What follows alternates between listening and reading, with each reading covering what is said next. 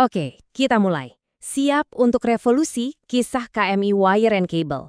Dalam pembahasan kali ini, kita bakal menyelami cerita satu raksasa industri yang sekarang ini posisinya tuh pas banget di persimpangan antara badai komoditas global di satu sisi dan revolusi energi nasional di sisi lain. Menarik kan? Nah, ini dia pertanyaan utamanya. Gimana ceritanya sebuah perusahaan kabel yang umurnya udah 50 tahun bisa jadi pemain kunci dalam revolusi energi hijau sebuah negara? Ini kan perusahaan veteran ya, udah setengah abad. Tahu-tahu sekarang ada di pusat perubahan besar bangsa. Yuk kita bongkar ceritanya. Oke, pertama-tama kenalan dulu yuk sama tokoh utama kita, namanya PT KMI Wire and Cable, atau kalau Anda sering lihat di bursa saham, kodenya KBLI. Mereka ini bukan pemain baru loh, justru mereka ini salah satu pilar penting di industri Indonesia. Sejarahnya aja udah panjang banget. Mereka ini lahir tahun 1972, didirikan oleh perusahaan Jerman. Makanya produk pertamanya di tahun 74 pakai merek kabel metal, yang langsung jadi jaminan kualitas gitu. Sampai sekarang mereka inilah yang jadi pemasok utama kabel listrik tembaga dan aluminium. Ibaratnya urat nadi buat industri inti di Indonesia. Jadi apa sih yang mereka bikin? Gampangnya gini, mereka itu bikin pembuluh darah buat ekonomi kita, yaitu kabel listrik. Bahan utamanya ya tembaga dan aluminium. Pelanggan terbesarnya siapa lagi kalau bukan PLN? Tapi nggak cuma itu, mereka juga supply ke sektor-sektor penting lain kayak migas, pertambangan, dan industri-industri besar lainnya. Tapi tentu aja perjalanannya nggak selalu mulus. Kalau bisnis Anda bikin kabel, itu artinya Anda hidup di tengah-tengah pasar komoditas. Dan pasar komoditas itu, wah, terkenal liar dan nggak bisa ditebak. Nah, disinilah letak tantangan terbesarnya. Ada analogi yang keren banget nih. Katanya, pasar tembaga itu sering disebut dokter tembaga.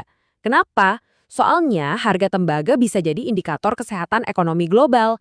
Logikanya gini, kalau ekonomi lagi bagus, pembangunan dan manufaktur kan kencang tuh. Nah, permintaan tembaga juga ikut naik. Harganya jadi mahal. Ini langsung ngaruh banget ke perusahaan kayak KBLI. Nah, masalahnya belakangan ini si dokter tembaga lagi demam. Ada guncangan pasokan, contohnya kayak longsor di tambang raksasa Grasberg. Akibatnya apa? Pasokan seret, harga meroket. Buat KBLI ini artinya biaya bahan baku mereka jadi bengkak. Dan ya, keuntungan mereka jadi tergerus. Disinilah kita lihat dilema mereka. Di satu sisi, ada tembaga. Ini bahan konduktor terbaik, tapi harganya lagi nggak karuan. Di sisi lain, ada aluminium sebagai penggantinya. Nah, yang menarik, produksi aluminium di Indonesia sendiri diprediksi bakal naik hampir 2 kali lipat di tahun 2026. Ini bisa jadi semacam kartu pengaman buat mereka di tengah gejolak harga tembaga. Terus gimana dong cara perusahaan kayak gini bertahan? Salah satu jurus andalannya itu namanya hedging atau lindung nilai. Anggap aja ini kayak beli asuransi harga. Jadi, mereka mengunci harga bahan baku untuk pembelian di masa depan. Kalau nanti harga di pasar tiba-tiba naik gila-gilaan, mereka udah aman karena harganya udah dikunci. Ini penting banget buat bertahan di industri ini. Oke, cukup soal tantangannya. Sekarang kita pindah ke sisi peluangnya. Dan ini bukan peluang biasa, ini peluang raksasa. Indonesia itu lagi diambang revolusi energi hijau. Dan revolusi ini butuh satu hal dalam jumlah yang super banyak, kabel. Dan ini bukan cuma wacana loh. Rencana terbaru dari PLN yang notabene pelanggan terbesarnya KBLI itu jelas banget bilang ada pergeseran besar menuju jalur energi yang lebih hijau. Wah, ini sinyal paling kuat yang bisa diharapkan dari pasar kan? Seberapa besar sih pergeserannya? Coba lihat angka ini, 52,9 gigawatt. Sebanyak itulah kapasitas energi terbarukan baru yang mau ditambahin sama PLN sampai tahun 2034. Biar ada gambaran, angka ini tuh gede banget. Ini skala yang benar-benar masif. Nah, ini kuncinya. Semua energi hijau baru itu kan harus disalurin. Dari pembangkit listrik tenaga surya, tenaga air, semua itu harus nyampe ke rumah-rumah dan bisnis. Gimana caranya? Ya pakai jutaan meter kabel listrik. Dan siapa yang bikin kabel-kabel itu? Ya perusahaan kayak KBLI ini. Oke, kita udah lihat tantangannya. Kita juga udah lihat peluangnya yang luar biasa. Sekarang pertanyaan paling penting, KBL ini kuat nggak sih secara finansial? Kuat nggak buat nahan tekanan harga komoditas sambil menyambut demam emas hijau ini? Yuk kita intip laporan keuangannya. Jadi ini dia intinya, KBLI lagi diapit nih. Di satu sisi ada tekanan dari harga komoditas, tapi di sisi lain ada potensi demam emas hijau atau lonjakan permintaan yang luar biasa. Apakah mereka cukup kuat secara finansial buat memanfaatkan momen ini? Ini yang akan jadi penentunya. Coba kita lihat datanya. Ini gambaran kinerjanya KBLI. Wow, lihat deh trennya.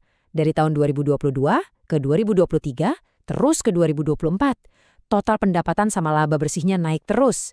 Ini nunjukin kalau bahkan sebelum proyek-proyek energi hijau masif ini mulai, perusahaan ini udah di jalur pertumbuhan yang oke banget. Tapi ceritanya nggak sesederhana itu. Kalau kita lihat rata-rata pertumbuhan laba selama 5 tahun, angkanya fantastis, 38,9%. Tapi, kalau kita lihat pertumbuhan di tahun terakhir, angkanya melambat, jadi 5,8%. Nah, ini kemungkinan besar ya efek dari tekanan harga komoditas yang tadi kita bahas. Sekarang, kita lihat rasio keuangannya. PE ratio-nya terbilang rendah, di 6,17. Return on equity-nya juga rendah, di 7,82%. Tapi, lihat ini, debt to equity ratio-nya cuma 0,19%. Ini artinya, utangnya kecil banget, bisa dibilang nyaris nggak ada. Ini yang bikin mereka punya stabilitas finansial yang luar biasa. Mereka kuat buat hadapin badai, dan punya modal buat ngejar peluang. Oke, semua data udah kita lihat. Sekarang, yuk kita simpulkan. Jadi, KBLI ini posisinya gimana sekarang? Kita coba timbang-timbang antara potensi keuntungan dan risikonya. Jadi ya, KBLI ini lagi di persimpangan jalan. Mereka ini kan produsen veteran ya, tapi sekarang lagi menghadapi tantangan modern, sekaligus dapat peluang yang mungkin cuma datang sekali seumur generasi. Nah, ini dia dilema buat para investor. Sisi positifnya banyak. Valuasinya kelihatan menarik, diperdagangkan di bawah nilai wajarnya. Punya sejarah pertumbuhan laba 5 tahun yang kuat. Dan yang paling penting, utangnya super rendah, jadi keuangannya stabil. Posisi mereka buat dapat untung dari belanja infrastruktur hijau ini, wah pas banget. Tapi ada juga risikonya. Pertumbuhan laba belakangan ini melambat. Margin keuntungan mereka sensitif banget sama harga komoditas. Terus, rekam jejak dividennya kurang stabil dan return on equity-nya juga rendah. Jadi kita akhiri dengan pertanyaan ini. Dengan naiknya biaya komoditas di satu sisi dan revolusi hijau nasional di sisi lain, apakah KMI Wire and Cable bakal terjepit di tengah-tengah? Atau justru mereka ada di posisi yang sempurna untuk menyalakan masa depan Indonesia?